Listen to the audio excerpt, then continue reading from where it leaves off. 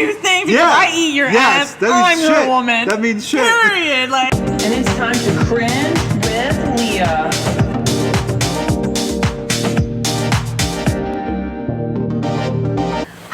Okay. Yes. So we're live. Hello. Hello. It's good to see you. I know. You go by your real name, right? I know. I'm going by Leah. Okay, I know. Leah. Yeah. I said your real name. Who are you going by, baby? I'm Dr. Bear. You're Dr. Bear? Yes, 46-year-old man. I'm a Dr. Bear. Well, so let's talk about this podcast and what we're doing. Yep. And so, ultimately, I haven't seen you in like 5 years. It's been a while. And I think the last 2-3 years I've been talking about doing this podcast. I've met so many people that have been like, you need to write a book. And I'm like, do I? I just want to make sure that I was like, do I?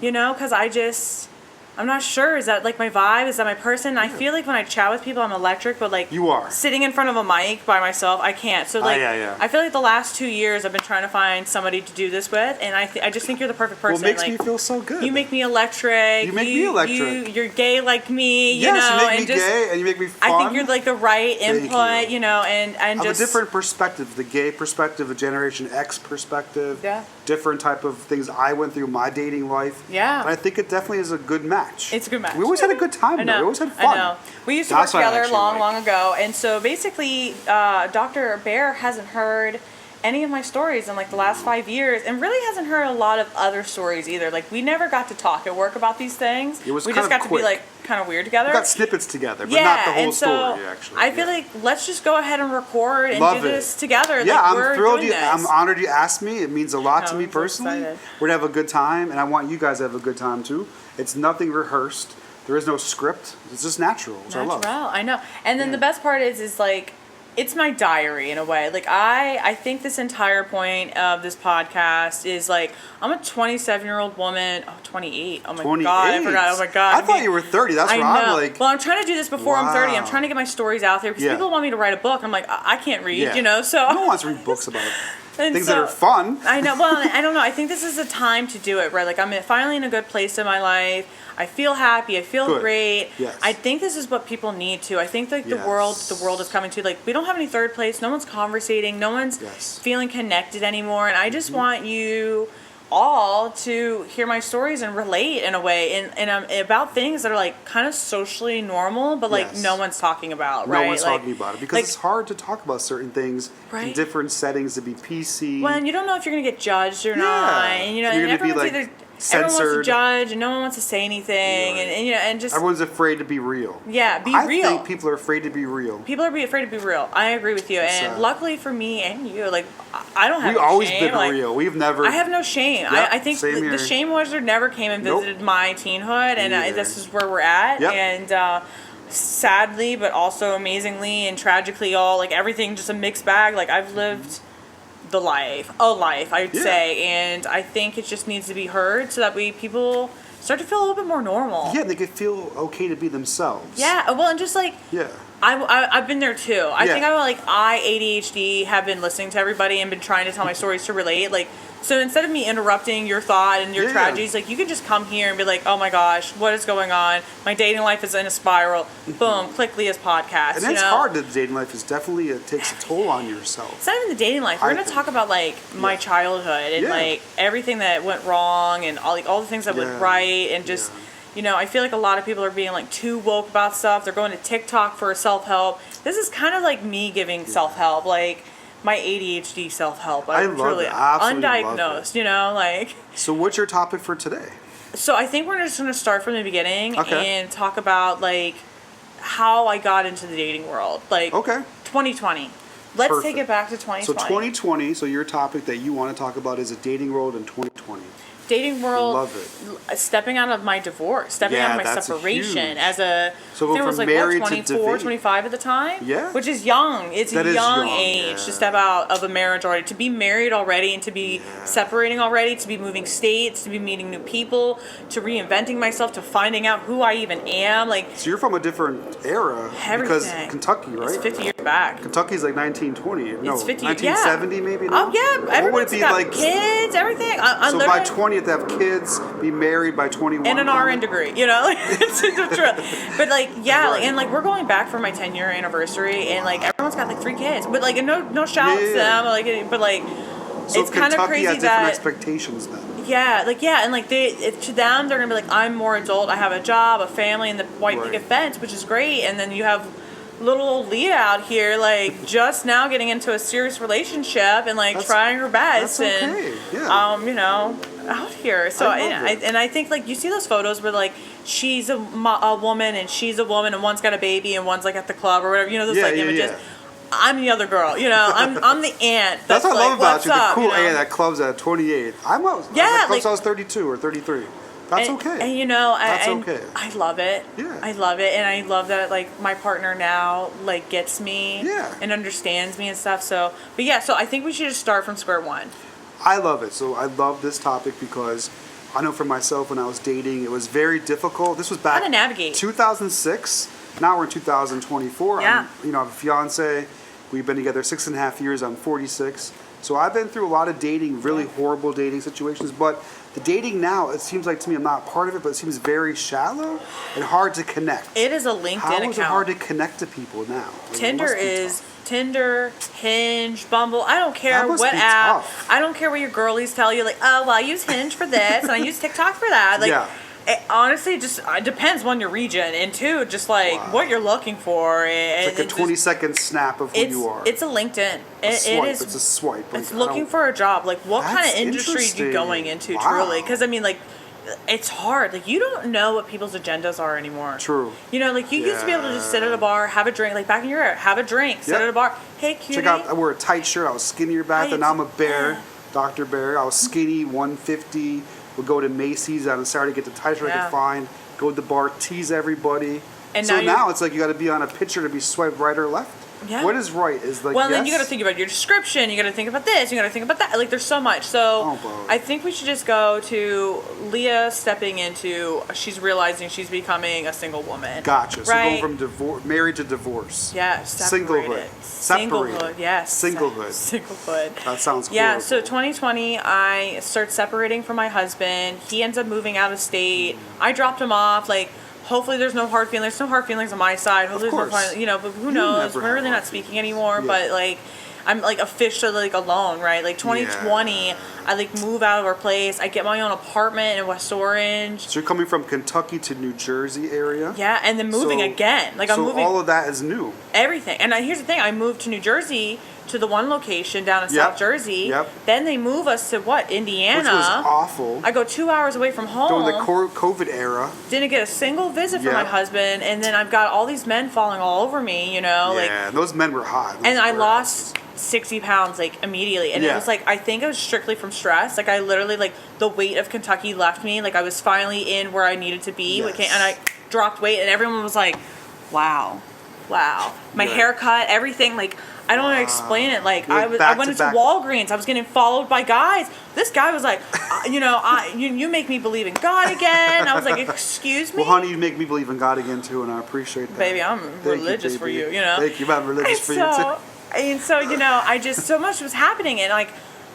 I don't know, and maybe it's from my childhood, but like no one ever fought for me. Like for me, like everyone fought for the idea of me. Everyone always fought for like what they want for me, but no one like was like, what does Leah want? What are we gonna do for her? Like fight for me.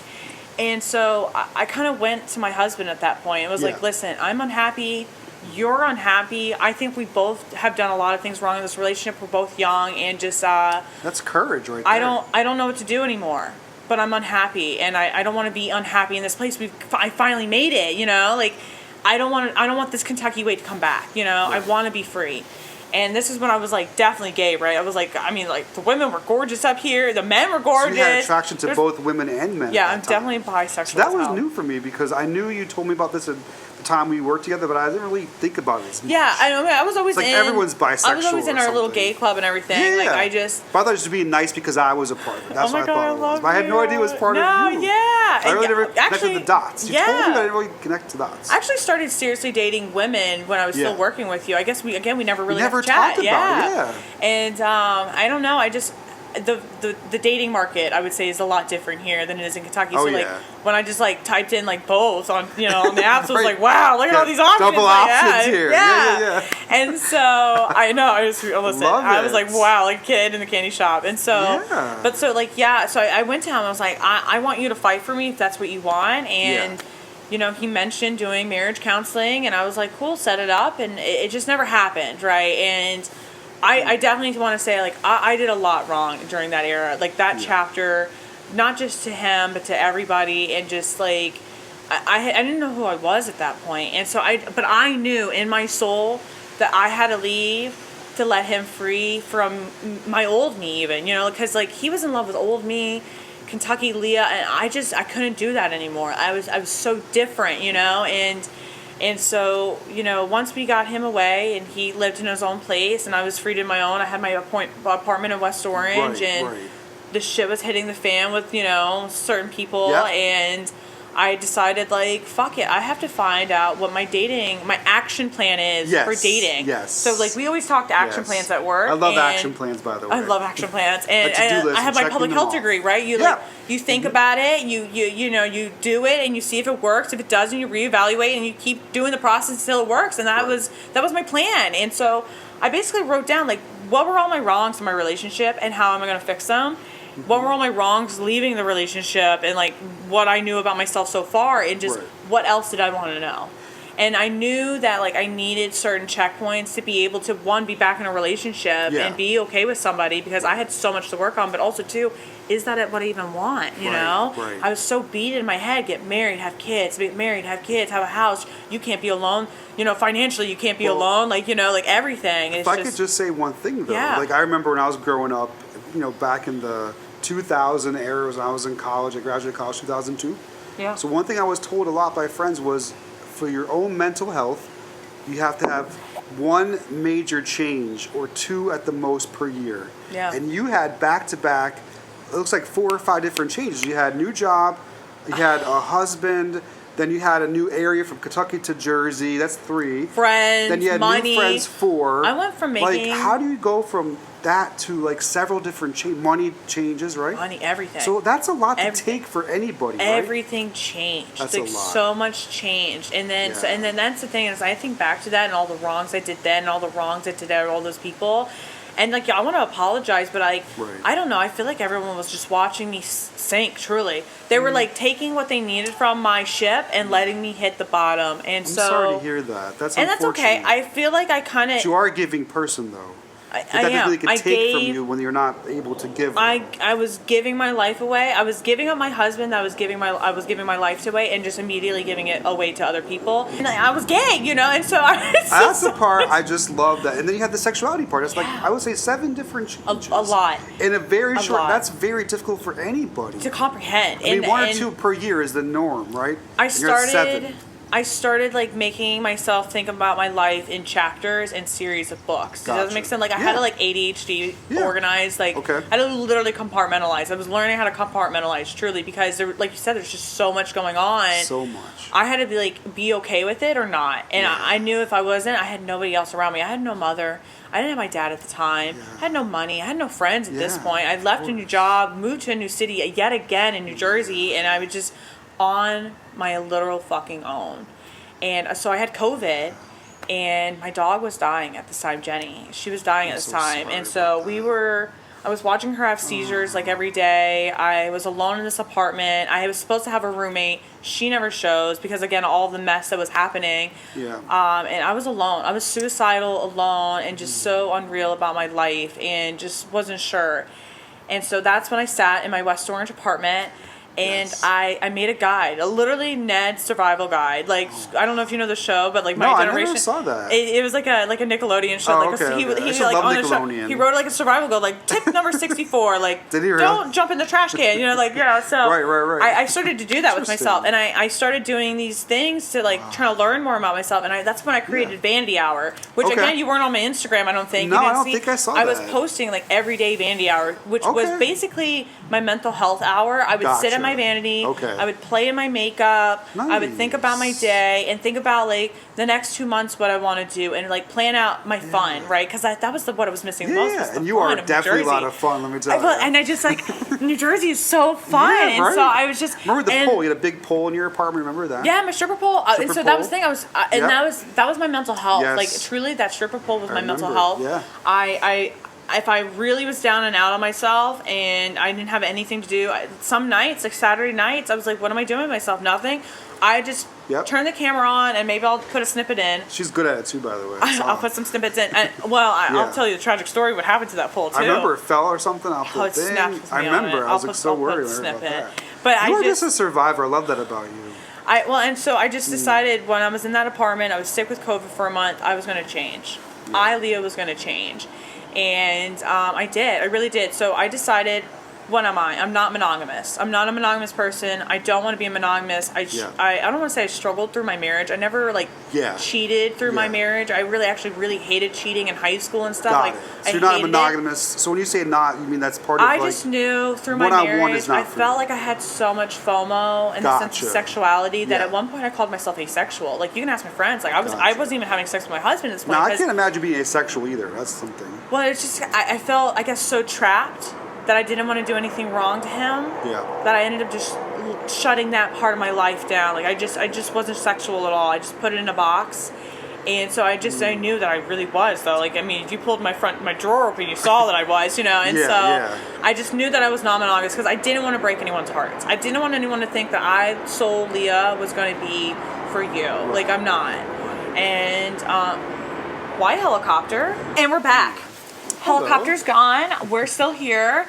By the way, that has to be an amazing helicopter. Motherfuckers. I felt like I was vibrating for a minute. I loved it. I think that's the wind blowing right now. Quins. So let me ask you a question. So going back to your days in Kentucky and going to New Jersey, it's like two different worlds, right? Yeah. So you had to be straight. Yeah. You had to be like religious. Well, not even religious. Or what? Like get pressures from conservative. Everything like the fashion is. You had to wear like muted colors. No, it's not. It's not. Listen, it's not Handmaid's Tales yet. But I mean, Little House on the but Prairie. I don't know how to explain it. Like like just like the culture is definitely different. Like like all of Europe is different, and Europe is very small compared to the United States. Right. So like even though we're one nation under God or whatever, like we're not though. And I like the outfit I'm wearing right now. I would never. And it's still conservative. It is. I don't know. It's just too fun. It's just too happy. So in Kentucky, this wouldn't work. Fashion just isn't a thing. It's not even that it doesn't work, and not that it's a judgment. It just doesn't. It's not There's necessary. no need to. It doesn't make your heart full out there, Like, so what about hookups in Kentucky? Is that? I mean, there's definitely hookups in Kentucky. Let me tell you what. There's a lot. You heard about Grindr going crazy during the through the Olympics. No, not for the Olympics. They had some Republican, the RNC, oh yeah, they had them. Grindr went through the roof on the Milwaukee? hookups. So there's definitely gay and secretly gay and all this. That's true. A lot of pent up energy in Kentucky. You know me. I'm not a secret. You're not. And I think that was the problem with Kentucky is if I am going to do it, I'm going to do it. And again, that's why I think the asexual really came on with me is because if I'm going to do it, I'm going to do it. And if not, I'm turning it off. Yeah. And like my friends in Kentucky, like whips and chains. Like my ex-husband, we went to this one New Year's party and my friend took his shirt off, nipple clamps on, was just like, oh, like, oh my God. My ex-husband was like, we gotta get out of here, Next thing you know, my other friend pulls a whip out, she's got a leather skirt on, they're like spanking each other, like, Leah, take your tits out. I'm like, I want to so bad, but my ex-husband would he was just like, is this helicopter back? I think it's somebody trying to climb the fence. So it's someone who's not self-expressed then. Yeah, it just and I think like that's limitations to the self-expression. I think we together grew very plain Jane. Gotcha. We were becoming mayonnaise together, Like Little House on the Prairie. I was losing my vibe, when he met me, I was again a crazy lady, I was New Jersey Leah before he met me, and then I'm the one that turned myself off. And I honestly feel like that probably killed a lot of the relationship. I turned my fun off because I didn't want my fun to turn into something that was disrespectful, right? Got it. I see. And I never wanted to disrespect him. Like, he was always a good person to me. We always tried with each other. And, we weren't meant to be. And we definitely went through hell and back with each other. And there's a lot of things that we had to, learn together. But we just couldn't because we were turning ourselves both off, Yeah, like we were two just surviving. Opposites. But you're trying to conform to his world. I think he was trying to conform to mine as too. Like, it was just two polar opposites. Too separate. Trying too hard, and I think that's again something so relatable. It's just like we change ourselves to be with that person because we love that person more than we love ourselves, and I think that's what was happening to me. It's like, and I feel like I expressed this a lot to Karina now. Is like, and I'm still trying to work on it now. It's like I want to love myself for me and myself and just who I am and find a purpose within my soul, in my soul, and so. I feel like my entire life, my soul has been to dedicate to somebody else. And that may be, again, parental trauma, which we'll get into much later. But sure. I always dedicated myself to somebody else instead of dedicating to myself first. And so that's what I learned, truly. And so that's when I started making the survival guide. And that's what I wrote, like we said, non-monogamous, which is very important because you need to be true with who you are. And you got, like, a lot of these guys and women are out here like, oh, I'm monogamous for sure. And then they cheat on somebody 3 months in. They're like, oh, my bad. You know, just be honest with yourself. And I feel like if you're more honest with your status, you're going to find people that are also more open with your status. And you can learn emotional maturity on it all, truly. Like, I had to learn what jealousy truly was. Like, am I jealous because my sexual partner is having sex with somebody else and not me? Right. You know, or is it because I really just don't want them having sex with somebody else? How dare they? You know, like, because it's what society tells me to be, you know? And for me, like, I don't know, like, I'm well fed at home. As long as I'm well fed at home and we're having open lines of communication, I think you can go off and do whatever you want. You should go and have sexually fun. Because, like, see, for me, non-monogamous means that you don't have anybody in your life that you are committed to. So how do the rules of the game look like for that? Not necessarily, because I mean, like, think about it, like, polyamory, like, they have multiple partners. Like, I'm, like, polyamorous in a way, but, like, not polyamorous. I don't want multiple partners. I don't want to have any status or titles with anybody. Got it. Okay. I want to be out here having sex with this person, maybe having sex with that person, which I'll break down further. So, like, I was non-monogamous. How did Leah make her playbook towards non-monogamy and dating? Yes, it's a huge transition. Going from monogamous that must be really tough. Yeah, I mean, or fun. I knew I wanted to date around. Okay. And I wanted to make sure that I held that for myself. Yes. So I kind of made a guideline for, like, a Monday through Friday and then, like, Saturday option. So of course you did. I kept 4 people. I think 4 people is 4 too many probably, but, you know, like, that was what I was dealing with. And I knew that I was going to take women way more serious than I was going to take men. Like, I knew that I dated men for so long that I was like, I want to give women a shot to my heart, my actual heart. Yeah. Even if my heart's not ready, I want to take them to my heart seriously because I could find the one maybe. And then with guys, like, I was kind of more just open, right? Like, if you were a great guy, I kept you around. And, like, one of them in particular, like, I was like, I could see myself being with him. Like, he's really great. Again, like, shout outs to you. Like, you know, he was really great. Honestly, we could be best friends right now. He just has to be comfortable with the fact that I'm, like, in love with Karina forever, you know? Right. Because it wasn't even about the sex with that guy. But either way, I did 4 people, right? So I had, like, a Monday through Friday person, like, somebody that I could go see Monday through Friday, have dinner, chat with, whatever, on and off, maybe once a month, maybe bi-weekly, right? Just, like, only Monday through Friday, though.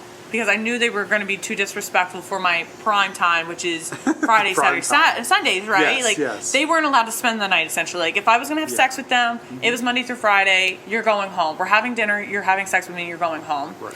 And that was kind of like that for 2 people, but, like, that second person, I could have you throughout the rest of the week, and we could go on one date a week or one date a month, and so it didn't really matter as long as we kept going forward. And then I had my one guy that was like, you are my favorite. I expect you to chat and pick up my phone calls. Right, of course, you're not my boyfriend, but, like, the situationship. You know how everyone says I'm not in a situationship, but you totally are. Right. I always had one situationship where, like, you and I, like, knuckle, like, wasn't probably gonna wear a condom, but, like, you can't wear a condom with another woman. You can have sex with other women, but, like, you're my first partner. Does that make sense? Yeah. So, like, so you have different rules around this. Yeah. So, like, my main dude that I was hanging out with, we basically, and I was very open with them. Like, I was open, like, hey, you need to go because I have a date tonight. Like, you're also not the only person I'm seeing. You're not the only person I'm having sex with. I have 3 partners right now. I was very open with that because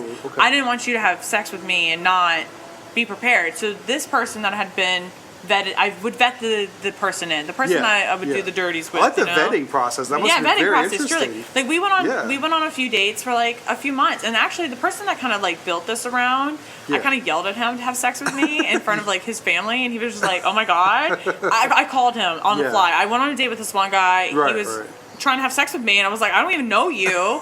So, like, I left, like, in the movie theater, and so I left, and I called and was like, hey, we've been on 3 months worth of dating, or whatever it was. I'm like, are we just friends, or are we gonna get down to fucking? Like, what are we doing? Just like that, straight up. And he must have been thrilled to death. He was like, I'm with my family right now, and I'm gonna call you back in like 5 minutes. I'm not gonna have sex with you because that is wrong and bad. But I'm gonna come have dinner and explain to you why I think you're a lovely lady. 5 minutes go by. Of course, his mama's there. Phone picks up. He was like, "You dirty fucking girl! I'm on my way to your apartment right now." That's the kind of guy I like. You know, I was like, you know, like oh no. And like, I had my main squeeze. I had my 2 side hoes, and honestly, that third dude was very the replaceable one. Like if you're like treading thin water with me. I had this one guy called Thursday nights because he would only come over on Thursday nights. We'd have dinner, we'd have sex, he'd like leave or whatever. Yeah, Thursday nights. He was laying in the bed with me one night. He was just like, you know, I know I'm your favorite, baby. And I was like, oh, you think that? And you're so cute. Oh, that's so cute of you. He goes, I know. You eat my ass and everything. I know I'm your man, basically. I'm like, okay. Never saw him again. Really? Just like that? Don't you think? Because I eat your ass, I'm your woman. That means shit. Period. Like, no. So he was on thin ice and that was it. Yeah, exactly. He fell right through the ice. He didn't even realize he was like Thursday nights. You know, like he did. Like I would be blunt with him. Like, you're not the only man I'm seeing. Right. Good for you. You're not my daddy or anything. Like, if anything, I'm your daddy. Right. And he was just like, I am your daddy. Okay, you don't believe me. You don't believe that you're the third person in this equation. So, goodbye. I love the fact that eating a man's ass. That to me is very... Absolutely. And they thought because he was special because of that. Yeah, that's hilarious. Right. Like, wow. Ooh, I ate your ass. Did. Like, wow. listen, honey, I've pegged men for less. You know, like, you know. So I just, and so so back to the women. So the men were fun. I had fun dating men. I had fun dating men. I had fun having sex with men. I had fun dating men. They're always a great time. They're charismatic like me. And honestly, I kind of learned what kind of lesbian I want to be from them. I kind of took my favorite parts of all these guys some of the dominant and built them in. Thus the dangly earrings, you know, like I love those dangly earrings. I was having an obsession. And let me tell you what, there's nothing better than being naked and having a gold chain on. Sexy, right? It's sexy, little musty and anyway. Thick too. So I took my favorite parts from all the guys when I was literally taking notes. I'm like, oh, that was hot. Let me do that too. You know, study like what they should do. Yeah. And see, with women, I wanted to take it more serious, but also I knew that women were fucking nuts, right? Just men are nuts too, but like I feel like men, you know, they're crazy. You could like women, we can sniff it out really quickly. Right. Other women, to women, like you really have to figure it out. Like I feel like I heard all the lesbian horror stories be U-hauled. Next, you know, I found out she has 3 kids and she's got a husband. You know, like you just find out crazy stuff with like these like lesbians and stuff. Oh my god! And then that's when I was learning that there's like a whole stigma between bisexuals and lesbians. So now I'm trying to figure out like if I can even date lesbians or strictly bisexuals. Like I was learning all the things that we were talking about the other day. Yeah. Like the gay community rules. I was like, I thought we were all inclusive of having orgies with each other. You know, like I didn't know like there's these stigmas and stuff. Yeah. And like here, like I said, I was very clean. I always had 2 boxes of condoms in my drawer. Good kind of for vibe. you. I was always having safe sex. And like, listen, you didn't want to have safe sex with me. You didn't have to have sex with me. You can leave. Literally, like it doesn't matter. Good, like this is my vagina. Correct. No STIs, no babies, and I definitely ain't trying to get whatever you got from somebody else. Correct. You know, like that's good. And again, a vetting process. If I thought you were clean, I knew about your dates, stuff like that. Like my one guy in particular, I knew what he was doing, and he was a very nice man. He was the kind of guy like, do you want me to put the condom on? So I knew he was putting condoms on with other women. So I was like, we can have no condom sex, baby. And he was just like, he asked to put the condom on. That was a good. And then he literally was like, are you sure I can get the condom? He always like would reach for the condom like himself. You know how men don't do that. You know, he was like, so I was just like, wow, you respect me as a woman. You can have my vagina for free. You know, right? You know? Unprotected vagina. Yeah. For free. So anyway, so again, men were fun. So for women, I wanted to take them seriously, and so again, I have one person's following me. You know, hopefully she realizes I learned a lot from her, and that I respect her. Mm-hmm. I was seeing this one woman, right, and in my mind, I was falling in love with her. Oh, wow. Every single time. I thought she was just the most sophisticated woman. Oh. I met her family and stuff, and I was just like, wow, you were just such an amazing woman. I could pick you up and hang out with you all the time. Weren't having sex, weren't making out, none of that. Like, we were seeing each other about the same time I was seeing this other guy that I was talking so highly of. I was seeing this woman, so that's where that was coming in. Like I knew that I wasn't in love with anybody, so I didn't want to be monogamous. Right. And again, was open to this woman. Like I am seeing men. She actually knew all the dirty bits about what was happening with this one guy. Thursday night guy. And well, no. Another the guy. person we used to know. That guy. Yeah, she knew all about it. She started. That's when she started. Back when that's a while point. back. Yeah. So and you know. That's a lot of stuff going on with that. Yeah, and so like I was learning so many lessons about me and also being gay and also dating. And when she rejected me, I decided that I had to switch my gear, and like again, that's why I was like, I need to date one woman at a time, because because this is so new to me, this phenomenon of being gay and open and out and dating women. And I was meeting women. One woman I met, she like tried to like have sex with me in her car after the first date because I was coming off so confidently that she was like, I've never met another lesbian so confident. And, like, it was immediately. Right. I was like, holy shit. Wait, girls have sex in cars too? Like absolutely, at a car, baby. And so I didn't, though. I ran away. I was terrified. I like ran away. I was like, women scare me. You got scared by that. There's like also like you got scared by that? Well, there's like a bisexual phenomenon. Like you'll see it on like TikTok and stuff. And the girlies are like, how do bisexuals for? And they'll be like, hi, I think you're really cute, and I'm trying to say that in a non-friend way, you know. Are we, you know, like it's a bisexual thing, like us stepping into like the gay part of our sexuality. We're just like, oh wow, we date penis, but I really like you. I swear, I swear I'm gay. You know, must be tough to discuss that because you have two sexual attractions, and it's so that are so different. Like what a woman cannot do, what a man would do. And also. I don't really care what your sexual orientation is, I guess, because I'll peg you, I'll eat you, I'll do anything, you know, I'll eat your ass, I'll eat your pussy, it doesn't matter. And so then I was learning that, like, East Coast is also full of, like, transgenders and, like, non-fluid and fluid, and you had all these different personalities and sexualities. I was, like, meeting so many different people. I met a pansexual girl from Kentucky, and she had 4 partners, was living in somebody's famous, like, garage in Montclair, and just, like, I was learning so much every day. That's why I was doing one woman, taking serious, taking notes on like how to be a better lesbian, meeting the dudes, how to be a better gay to the women, and basically developing what I call myself now, daddy. I'm daddy. Daddy. I'm daddy. I've learned that I'm daddy. Okay. I'm a daddy lesbian. So you take care of others. That's what daddies do. Trademark it. I'm a daddy lesbian. I don't want to have a baby. I'm like a femme daddy though. Like I'm not butch. So what's the word daddy mean to you? To me, like. I'll change your tire, I'll take the garbage out, I'll cook for you, I'll go work the dirty jobs, I'll do the gardening and stuff, like, but in like more of a manly way in my eyes, because you know, like I still think women do all these things too, but for like me, like I want to be your man. Yeah. I want to be your man, okay. but like I'm not man presenting in a way. I'm not male presenting in any way. Yeah. I still want to wear my flowy dress and my makeup, but baby, I love you. That is so hot to me. So that's hot to me because I love men. Obviously, I dated women before as well. I had girlfriends. Yeah. So for me, the daddy thing I take on as well. So I understand what you're talking about. And I think that's what I loved about dating men is because I was learning so much more about myself as a man. And kind of like. I go by she, her, but like I totally understand the they, if that makes sense, because I'm not they in a way. Like I don't want to represent myself as that, but like I'm definitely a she, her, but I don't know. Like I was falling in love with men, I think, because I was falling in love with the pieces that I liked about them that I wanted to bring into myself. So I really love the aesthetic of like a nice musky perfume. Still feminine, like I wear Versace, but it's musky. Gold chains, opening up the door for you. I learned dating certain men that you sit on a certain side of the booth. You do this, you know. I'm gonna be your protector and stuff. Like I'm always being prepared and. Yeah, I mean, more stories will come out. There's a lot of times I protected a bunch of lesbians from an incident that happened in New York City, and Thank God. I wanted to be your relief. So you're kind of like the so when you were on dates with men, you were like studying their behaviors that you can incorporate as a woman who likes women. Yeah, right. And so that's really cool. And so and that's how I was really finding myself. So things that I liked in men that I wanted to bring to women. You would study that. Yeah, I was kind of like studying sex in a way, and that's why I guess I'm so open with things that have happened to me. We'll talk about the foot fetish, but to hear about that. You know, that's gonna be I don't care. Like I don't care about what people think of me or learning new things and all things and stuff. Like I remember the first time I pegged somebody. You know, like I wasn't sure if I was going to enjoy it, but let me tell you what, I enjoy.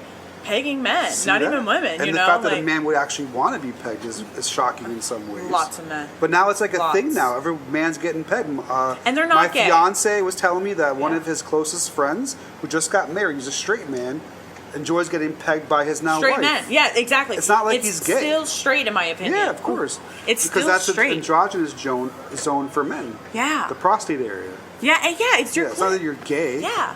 So, and I think that's just kind of. I think maybe that's what I'll wrap it for right now. It's just like, these are things I want to talk about. Love is it. Like, how did Leah develop her survival guide for dating? I think that's going to be this series. We're going to talk about a lot more things outside just my dating. We're going to talk about the trauma of my past with my parenthood and things like that. And, you know, coming from Kentucky to New Jersey and meeting friends and just going through life, like, you know, police reports, everything. Like, so many topics we're going to talk about. So I definitely want you guys to give me feedback, things you want to talk about, and we'll talk about them here. But that is my plan. What I love about you as my friend is an open book. I think that's what I've always talked about is I feel like society pushes us to be one way, and there's so many more ways.